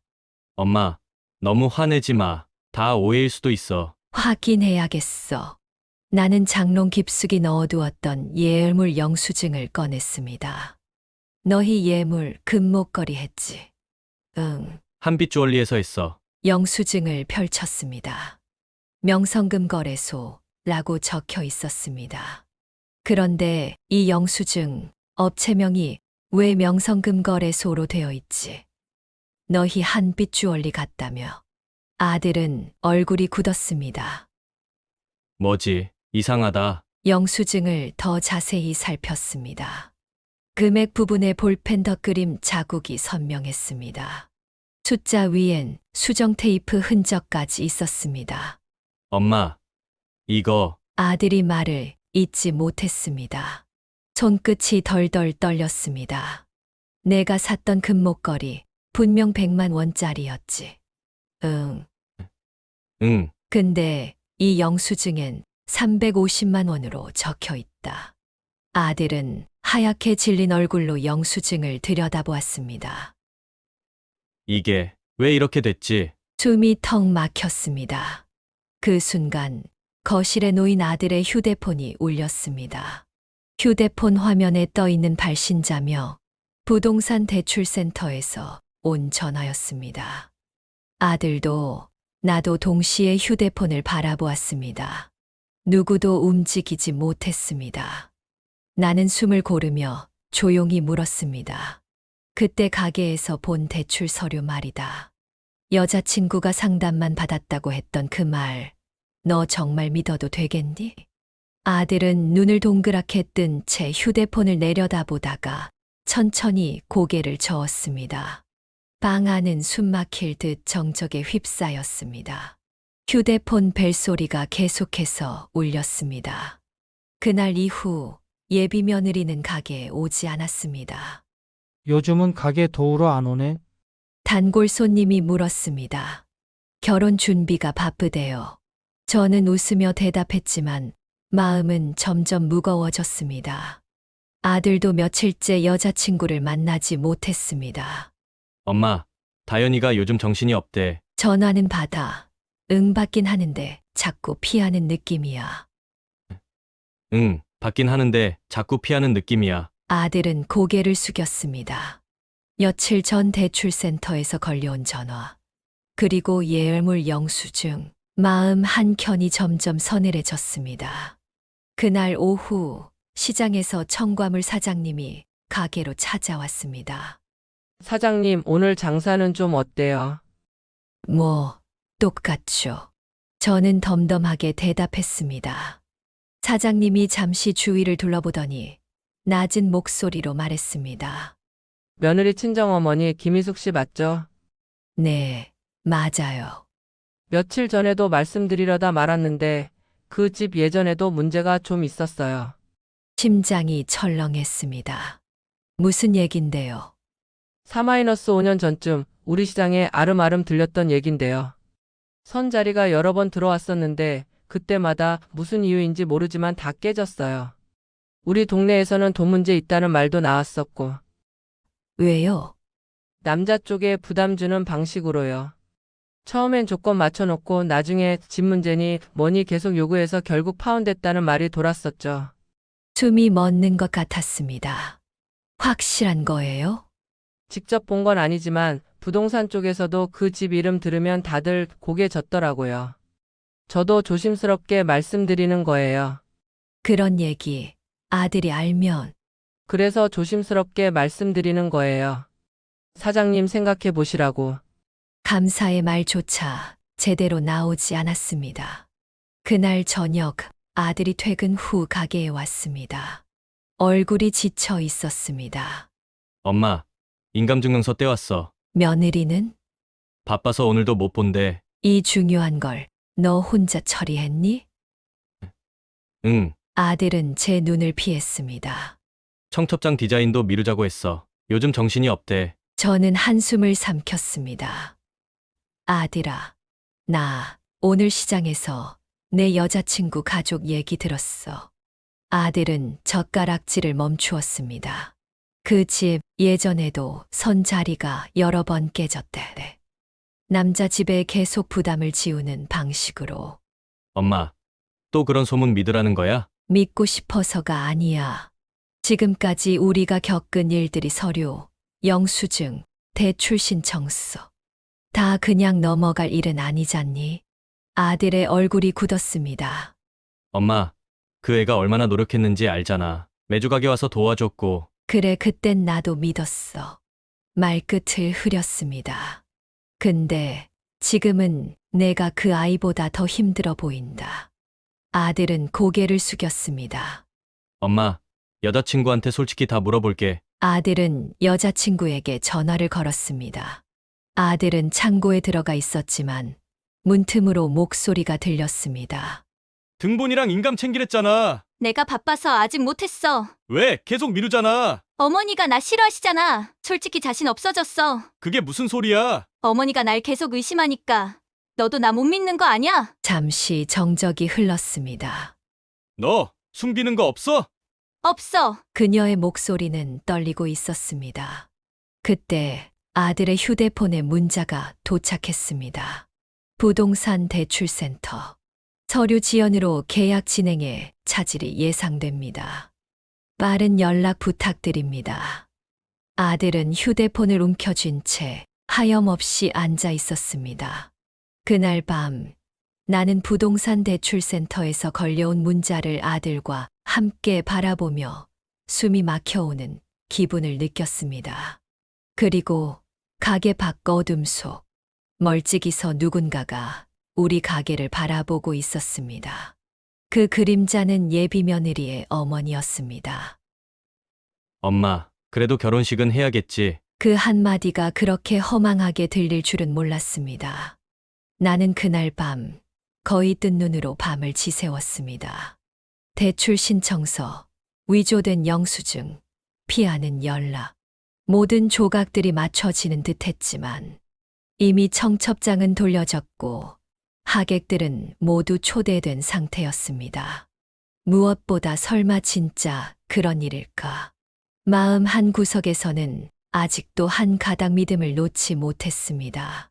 결혼식 날짜는 눈 깜짝할 새 다가왔습니다. 상황을 바로잡을 시간은 생각보다 빠르게 흘러가 버렸습니다. 아들은 매일같이 예비 며느리에게 전화를 걸었고 나는 더 이상 묻지도 따지지도 못했습니다. 의심과 믿음 사이 우리는 그냥 결혼식을 기다릴 수밖에 없었습니다. 결혼식 당일 아침이 되었습니다. 아들은 서둘러 정장을 매만지면서 말했습니다. 엄마, 다현이 아직 준비하느라 전화 못 받나 봐. 괜찮아. 예식장 가면 만나게 되겠지. 저는 아들의 어깨를 다독이며 웃어 보였지만 손끝은 이미 차가워져 있었습니다. 예식장에 도착했습니다. 단골 손님 몇 분도 일찍 오셔서 인사를 건네셨습니다. 사장님, 축하해요. 아이고, 사장님 아드님 멋지네. 저는 억지로 웃었습니다. 하지만 아들은 신경 쓸 겨를도 없이 계속 휴대폰만 들여다보고 있었습니다. 그런데 시간이 지나도 예비 며느리와 그녀 가족은 나타나지 않았습니다. 저는 불안한 마음에 예비 며느리에게 전화를 걸었습니다. 고객님께서 전화를 받을 수 없습니다. 아들은 다급히 장모에게도 전화를 걸었습니다. 엄마, 다현이 엄마도 전화를 안 받아요. 저는 떨리는 손으로 휴대폰을 꺼냈습니다. 김희숙이라는 이름만 뜬 채 전화를 받지 않았습니다. 불길함은 머리끝까지 차올랐습니다. 10분, 20분, 30분 결혼식 시작 시간이 훌쩍 지나가 버렸습니다. 사회자와 플래너가 조심스럽게 다가왔습니다. 어머님, 신부 측 연락이 닿지 않고 있습니다. 식장 예약 시간 조정이 필요할 것 같습니다. 아들은 휴대폰을 꽉 쥔 채 땀을 흘리고 있었습니다. 왜 계속 전화가 꺼져 있지? 다현이 무슨 일 있는 거 아니야? 저는 무거운 마음으로 예물 상자를 열었습니다. 상자 안은 텅 비어 있었습니다. 예단비 봉투도 마찬가지였습니다. 아들, 이거 봐. 아들은 얼굴이 하얗게 질렸습니다. 엄마, 예물 반지도 없어. 그리고 우리 집 계약금, 그 서류도. 저는 조심스럽게 주머니에서 신혼집 계약금 영수증이 든 봉투를 꺼냈습니다. 봉투 안 역시 아무것도 없었습니다. 설마. 아들은 두 손으로 머리를 감싸 쥐었습니다. 엄마, 그럴 리 없어. 그때였습니다. 플래너가 급히 다가와 저를 불렀습니다. 어머님, 신부 측 가족 연락처들이 모두 꺼져 있습니다. 하객들도 전혀 상황을 모르겠다고 하세요. 아들은 바닥에 주저앉았습니다. 저는 떨리는 손으로 아들의 어깨를 감쌌습니다. 가슴이 조여오는 것 같았습니다. 결국 결혼식은 진행할 수 없었습니다. 우리는 급히 경찰서를 찾을 수밖에 없었습니다. 경찰서에 도착했습니다. 담당 형사가 진지한 얼굴로 물었습니다. 어머니, 아드님, 상황을 자세히 설명해 주시겠습니까? 저는 숨을 가다듬으며 힘겹게 입을 열었습니다. 결혼식 당일인데 신부와 가족이 모두 연락이 끊겼습니다. 예물, 예단비, 신혼집 계약금 서류까지 사라졌습니다. 형사는 빠르게 메모를 하더니 고개를 끄덕였습니다. 유사한 사례들이 있습니다. 혹시 여자 가족의 과거 이력 아시는 게 있을까요? 저는 머리가 새하얘진 기분이었습니다. 시장 쪽에서 그 집이 전에 선 자리 여러 번 깨졌다는 얘기만 들었습니다. 그리고 몇 주 전부터 대출 관련 전화도 자주 왔었고요. 신고 접수하겠습니다. 형사의 차가운 목소리가 귓가에 아프게 울렸습니다. 그날 밤, 집으로 돌아온 저는 식탁에 앉아 아들과 마주했습니다. 아들은 한마디 말도 없이 고개를 푹 숙이고 있었습니다. 그리고 무너지듯 속삭였습니다. 엄마, 나 이제 어떻게 해야 해? 저는 가만히 아들의 손을 잡았습니다. 떨리는 목소리로 말했습니다. 괜찮아. 아직 끝난 거 아니야. 경찰이 찾을 거야. 무조건. 하지만 마음 깊은 곳에서는 이미 알고 있었습니다. 모든 퍼즐은 다 맞춰지고 있다는 걸. 이건 단순한 실수가 아니었습니다. 처음부터 계획된 사기였습니다. 그날 이후 우리는 경찰 조사를 받기 시작했습니다. 처음에는 단순한 실종 사건으로 접수됐지만 경찰은 곧 재산 피해 가능성을 의심했습니다. 며칠 뒤 담당 형사가 우리를 불렀습니다. 어머님, 아드님, 조사 결과가 나왔습니다. 형사는 두꺼운 서류철을 책상 위에 내려놓았습니다. 서류철 안에는 우리가 모르는 그녀의 진짜 모습이 들어 있었습니다. 김다연 씨, 본명이 아닙니다. 신분증과 주민등록번호 모두 위조됐습니다. 숨이 멎는 줄 알았습니다. 아들은 멍한 얼굴로 형사를 바라보았습니다. 그럼 지금까지 다 거짓이었다는 건가요? 형사는 고개를 끄덕였습니다. 더 충격적인 건 신부 가족이라고 했던 사람들 모두 실제 가족이 아니라 같은 사기단 일당으로 밝혀졌습니다. 순간 손끝이 덜덜 떨렸습니다. 사기단이요. 형사는 서류를 넘기며 말했습니다. 네. 이들은 수년 동안 전국을 돌며 축의금, 예단비, 계약금을 노리는 결혼 사기를 벌여왔습니다. 결혼 준비를 핑계로 신뢰를 쌓고 결혼식 당일 사라지는 방식입니다. 아들은 입술을 달싹이며 물었습니다. 그럼 다 처음부터 계획된 거였어요? 맞습니다. 예물 영수증 위조, 주택담보대출 시도, 연락 두절 모두 같은 패턴이었습니다. 그 순간 머릿속에 스쳐 지나가는 얼굴들이 있었습니다. 단골 어르신이 하셨던 말, 요즘 세상에 너무 착하면 안 돼. 청과물 사장님이 조심스럽게 건넨 말, 그 집 예전에도 문제 있었대. 그때 조금만 더 귀 기울였더라면, 조금만 더 냉정했더라면, 왜 그땐 그냥 넘겼을까? 속이 저릿했습니다. 지금 생각하면 모두 눈물겨운 조각들이었습니다. 나는 스스로를 자책했습니다. 참은 게 바보였나? 믿은 게 죄였나? 손을 꽉 움켜쥐었습니다. 형사는 조심스럽게 말을 이었습니다. 현재 사기단 일당 중 일부는 해외로 도피했고 국내에 남은 인물부터 검거하고 있습니다.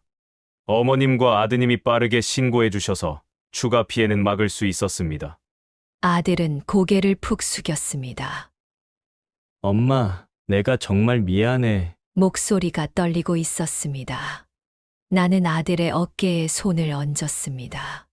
내가 뭘 잘못했니? 우리 둘 다 사람을 믿었을 뿐이야. 아들은 낮은 목소리로 속삭였습니다.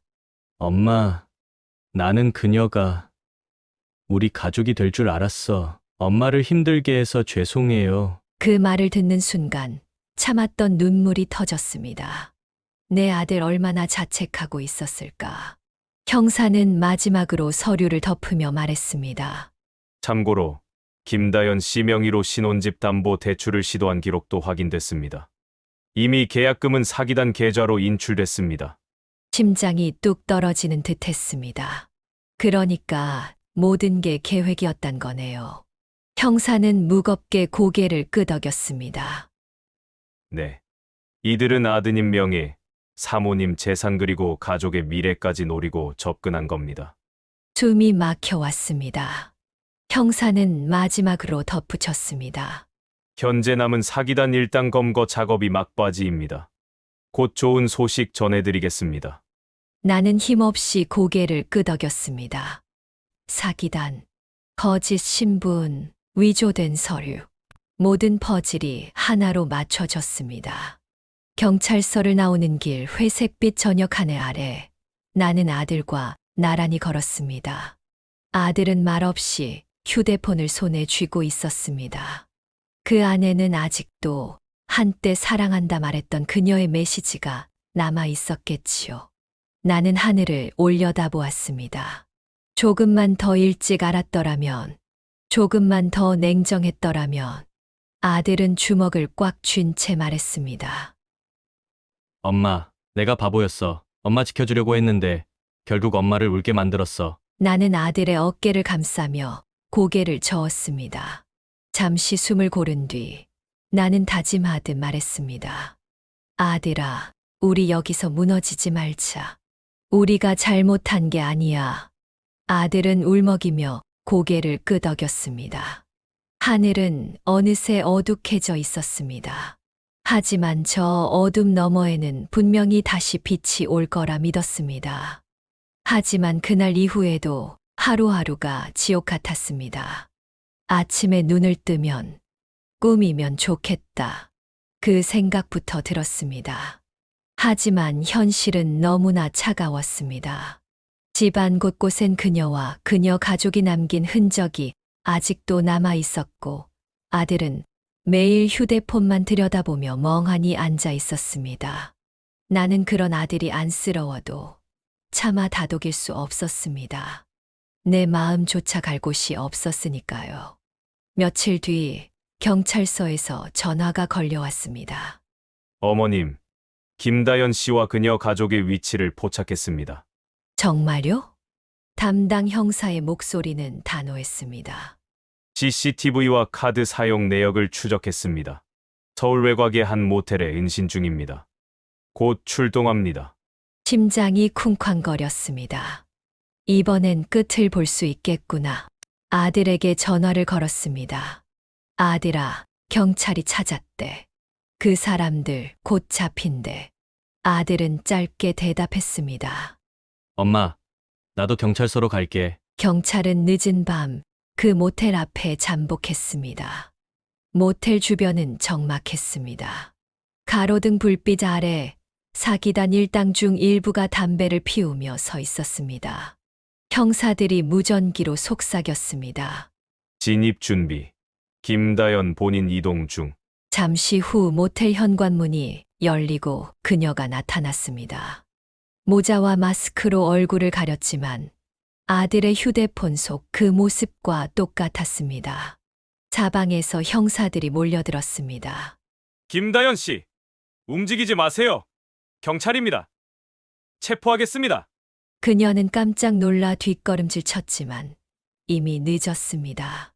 남자 일당 2명도 도망치려 했으나 곧바로 제압당했습니다. 사이다 같은 순간이었습니다. 경찰차에 태워진 그녀와 일당들은 수갑을 찬 채 고개를 푹 숙이고 있었습니다. 하지만 김다연, 아니, 그 여자는 여전히 뻔뻔했습니다. 형사가 묻자 이렇게 대답했습니다. 나도 살고 싶어서 그랬어요. 그냥 나도 남들처럼 잘 살아보고 싶었다고요. 뻔뻔한 모습에 저는 할 말을 잃었습니다. 잘 살아보고 싶어서 남의 인생을 망쳤다는 거냐? 아들은 분노에 치를 떨며 말했습니다. 그렇게 살려면 남을 속이면 안 되지. 그녀는 시선을 피하며 말했습니다. 처음엔 진짜 결혼할 생각이었어요. 근데 시어머니가 자꾸 돈 문제로 뭐라 하니까 그땐 그냥 끝내야겠다 싶었어요. 나는 어처구니가 없었습니다. 내가 돈 문제로 뭐라 했다고?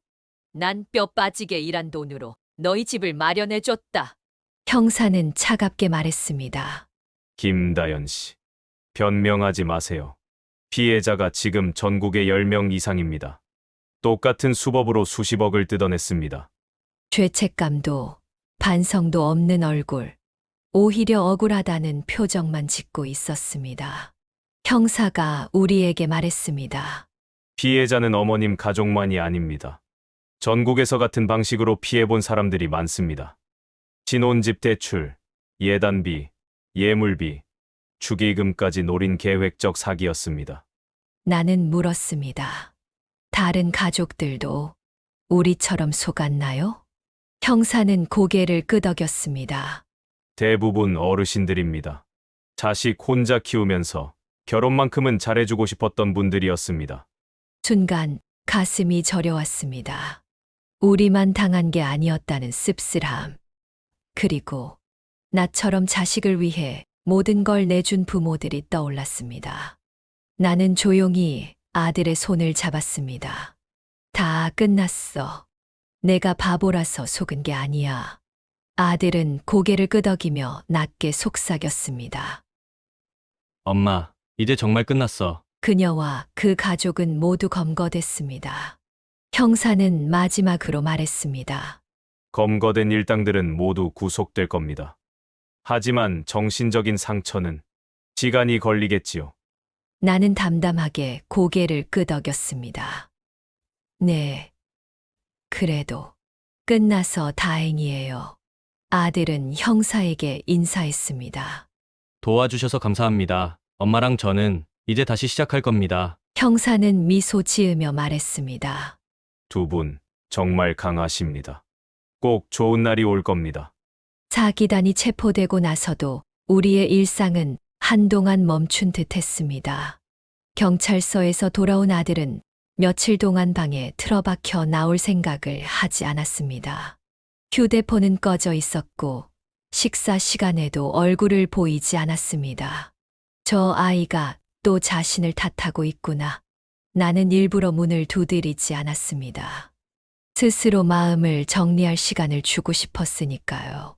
그리고 사흘째 되는 날, 아들이 조용히 문을 열고 나왔습니다. 수척해진 얼굴, 붉게 충혈된 눈. 나는 괜히 부엌에서 반찬을 꺼내는 척했습니다. 밥 먹자. 미역국 끓였어. 내가 좋아하는 소고기 넣고. 아들은 고개를 숙인 채 식탁에 앉았습니다. 숟가락을 들긴 했지만 국물만 바라볼 뿐이었죠. 한참의 침묵 끝에 아들이 입을 열었습니다.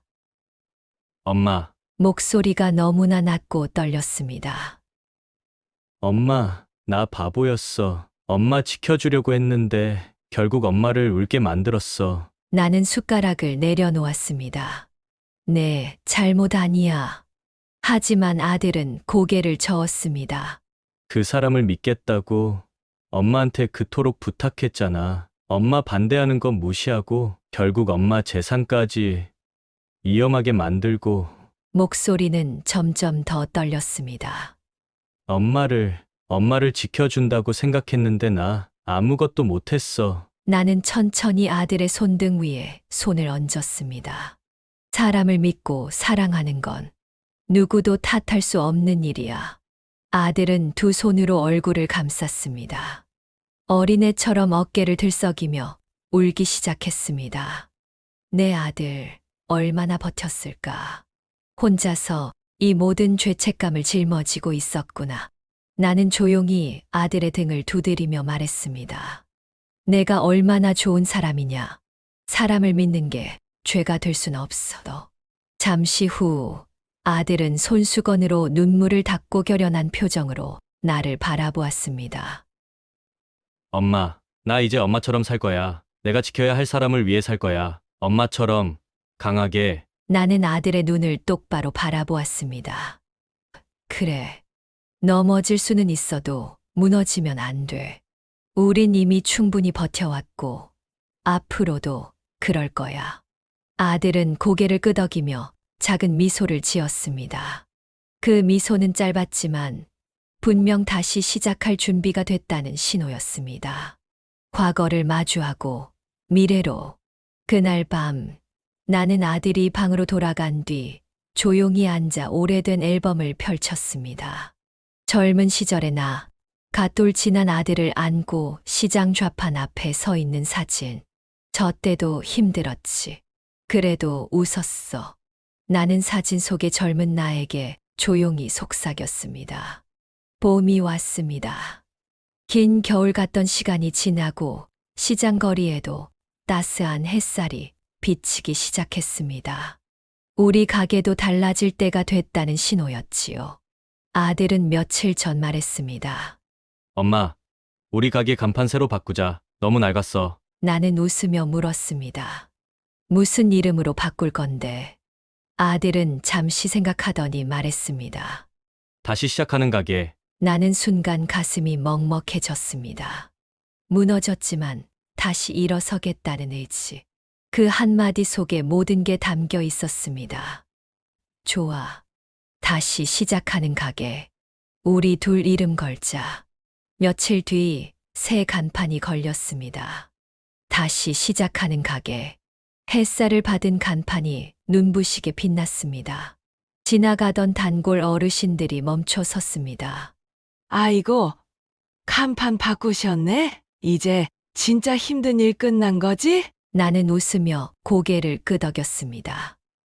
예, 이제부터 진짜 시작이에요.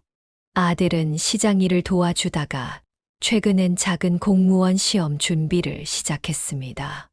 엄마, 나 이제 내 힘으로 서볼 거야. 나는 아들의 등을 두드려 주었습니다. 그래, 남 탓하지 말고 누구 탓도 하지 말고 우리 둘이서 천천히 가자. 아들은 어릴 적처럼 환하게 웃었습니다. 그 미소를 보니 모든 고생이 한순간에 눈 녹듯 사라지는 것 같았습니다. 저녁 장사를 마치고 가게 문을 닫으며 나는 하늘을 올려다봤습니다. 하늘 한쪽엔 노을이 물들어 있었습니다. 이제 괜찮아. 정말 괜찮아. 아들과 나는 무너지지 않았습니다. 상처는 남았지만 그 상처 위에 다시 삶을 쌓아 올리고 있었습니다. 사람을 믿은 죄가 아니었습니다. 누군가를 사랑하고 가족이 될 줄 믿었던 마음이 죄일 수는 없었지요. 앞으로도 상처받을 일이 또 생기겠지만 이번엔 알았습니다. 아들이 다가와 말했습니다. 엄마, 오늘 매출 꽤 괜찮았어. 내일은 더 잘 될 거야. 나는 웃으며 고개를 끄덕였습니다. 그래. 내일은 오늘보다 더 나을 거야. 아들은 작게 웃으며 고개를 끄덕였습니다. 사람들은 말했죠. 요즘 세상에 착하면 당한다. 세상은 뻔뻔한 놈이 이기는 거야. 나도 한때 그렇게 생각했습니다. 하지만 아니었습니다. 우리를 속인 사람들은 결국 죗값을 받았습니다. 우린 다 잃은 줄 알았지만 정작 잃지 않았던 건 사람답게 사는 마음이었습니다. 착해서 당한 게 아니었습니다. 그저 우리는 끝까지 사람답게 살았던 것뿐이었습니다. 결국 사람답게 살아온 우리가 가장 값진 것을 지켰던 거죠. 간판도 새로 달았고 아들도 다시 일어섰습니다. 힘들었지만 우린 이겨냈습니다. 그래서 나는 믿습니다. 세상은 시간이 걸려도 결국 옳은 사람의 편에 선다는 걸. 그리고 우리는 그렇게 진심으로 하루를 다시 살아가기 시작했습니다.